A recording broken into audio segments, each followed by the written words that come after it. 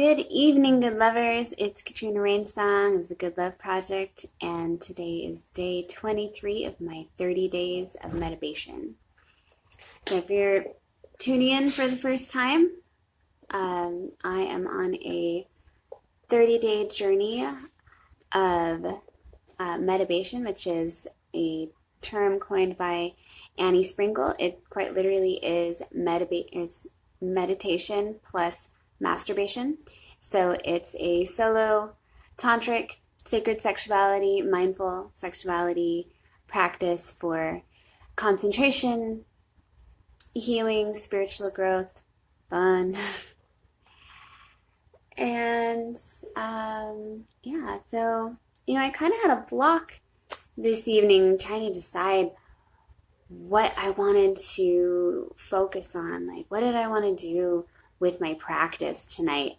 Where did I want it to go? And I realized that, I've touched on a lot of traditional meditation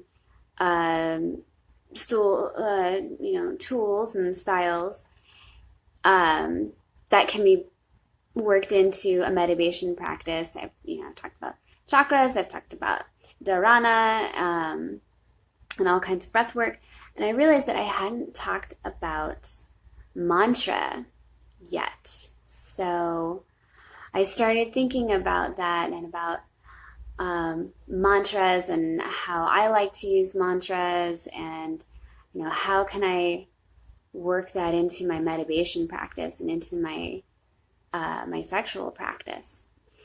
So first, let's just talk about like what mantras are. I think here in the West, even outside of meditation and yoga circles, we're like hearing the term mantra more now.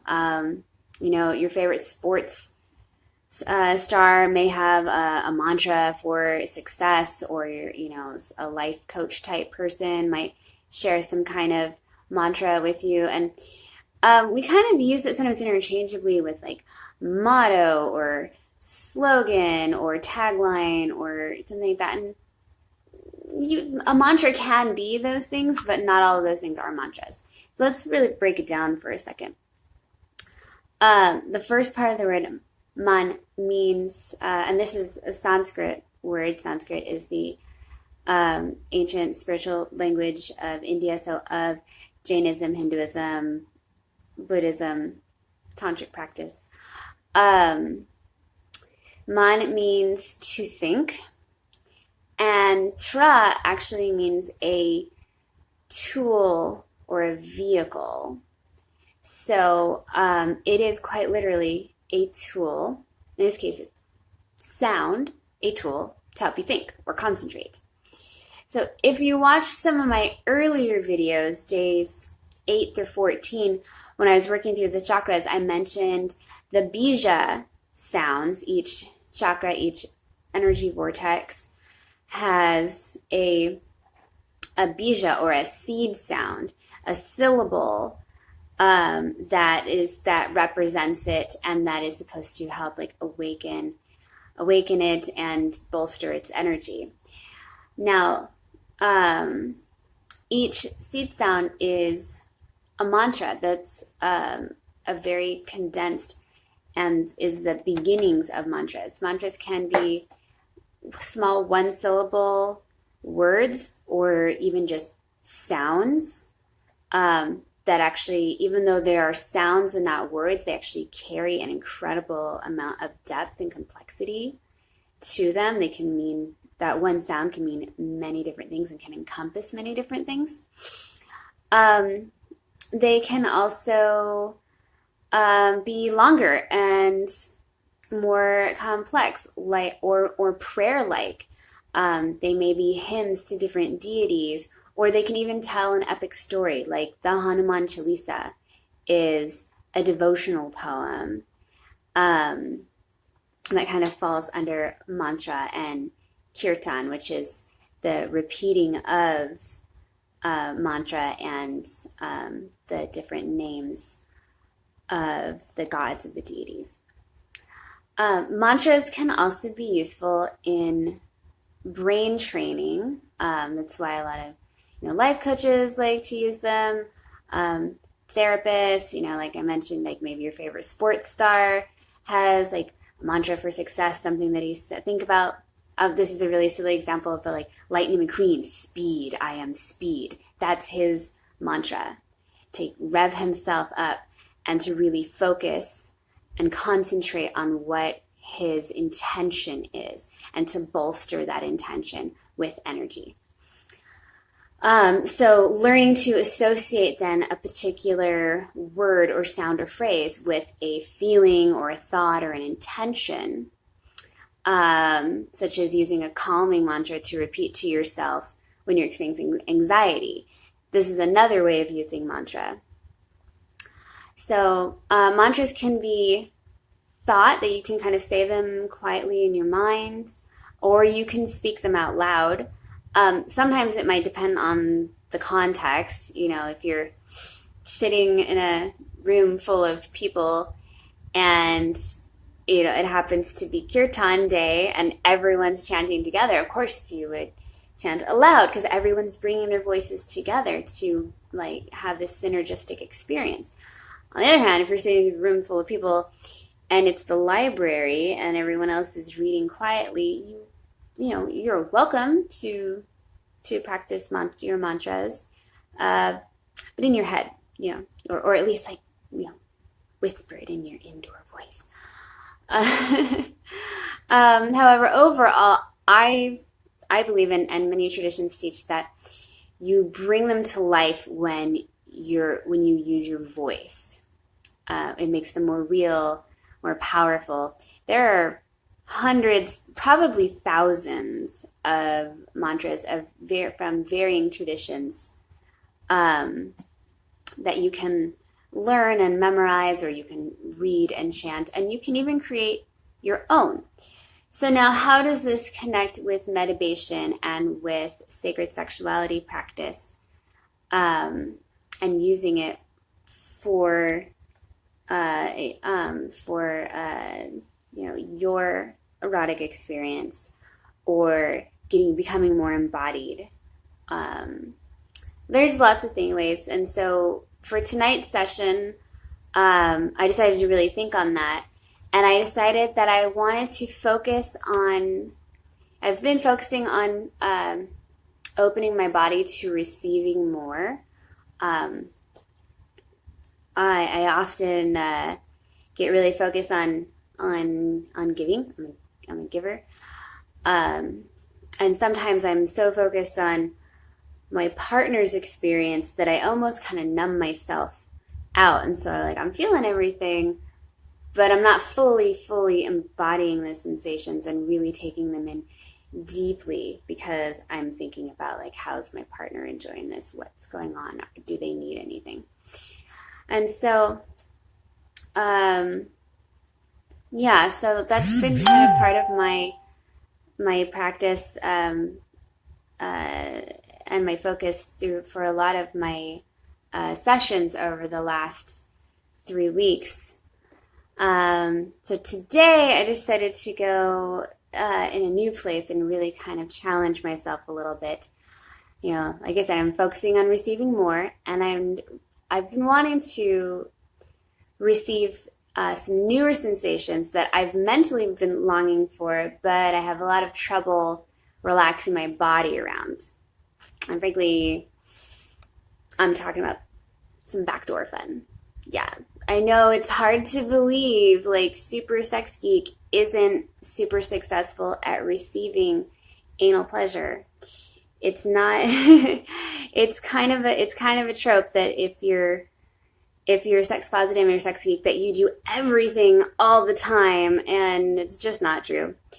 But there are things that, while I don't really do them much, I would like to do them more, and I'm hoping that this practice will help me to get there.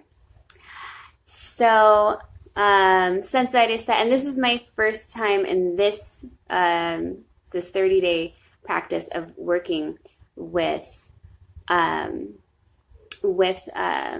pleasure. So I've focused a lot on my vulva. I've worked with my G-spot a little bit. Haven't done that yet, so this is new. And even just talking about it here on Facebook Live is kind of like, ooh, took me 22 other sessions to be able to get to the point where I could talk about it on Facebook Live. So thanks for sticking with me and for witnessing me now. So I set up for my session. I set my candles, set my music, all of the things that I've been doing, creating my sacred space. And then I had my extra accoutrements of lube, gloves, because I like to keep things tidy, and I feel like gloves just make hands more comfy. A small flange toy, and my Vesper, that little necklace vibrator that I talked about in some of my other videos. And since my focus was to open up, I decided that I would base my mantra around that idea. Now, I could just say open. That could have been my mantra, just open, open, open, open.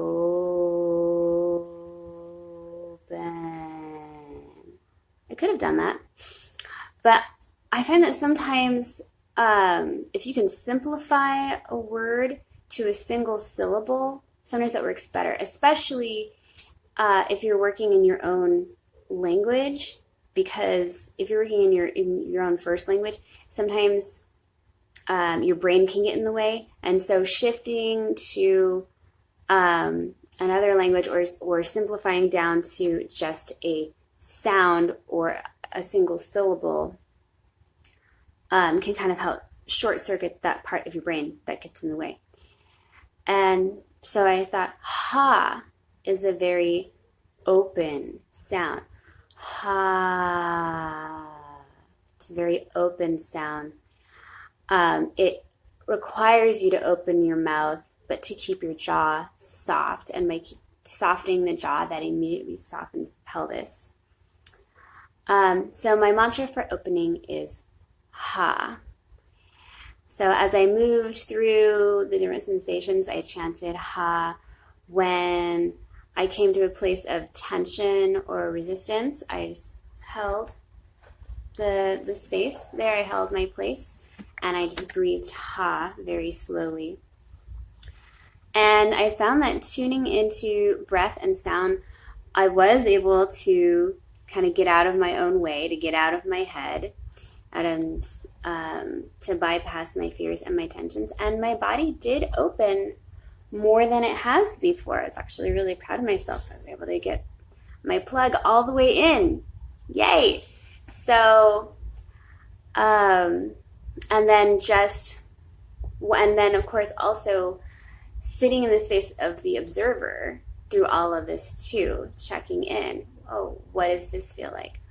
What does this resistance feel like? Just taking notice of everything. And then once I had gotten to a place of being full, what is like really holding observation and mindfulness to that too?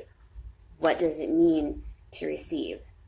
How does it feel to receive and to hold this within yourself? So it was really interesting and very pleasurable, and actually pretty relaxing. I was expecting to maybe have some struggles with the practice as I laid it out tonight, and maybe have some emotions come up, but I actually found relative ease, which is very encouraging. So mantras have always been really magical for me. Sound is really magical for me. So whether it's music, chanting, poetry, I've been moved to tears by certain songs and have even experienced full body energetic orgasm just riding the sound waves of a recitation of beautiful text.